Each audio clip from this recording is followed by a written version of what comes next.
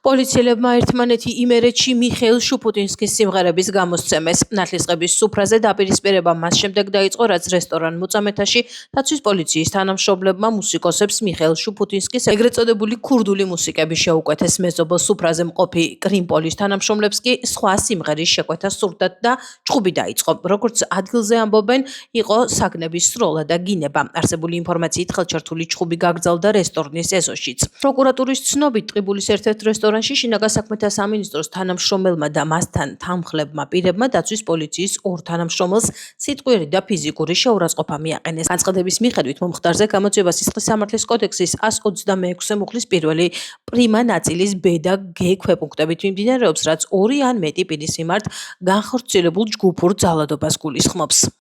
აქ იყვნენ შინაგან საქმეთა სამინისტროს წარმომადგენლები, ხო? სხვადასხვა ჯგუფი ქეიფობდა? ხო. მე რა მოხდა? არაფერი, რა ვიცი, ერთმანეთს აგამართლენ და რასთან დაკავშირებით? აი მუსიკასთან დაკავშირებით. რა მუსიკა იყო? უტკი.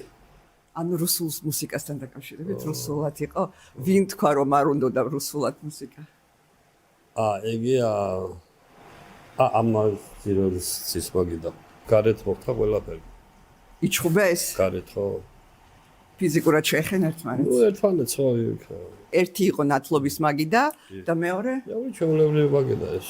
4 კაცია, 5 კაცი. ეს დაცვის თანამშრომლები იყვნენ ამ 4 კაცი? დაცვის პოლიციის, ხო.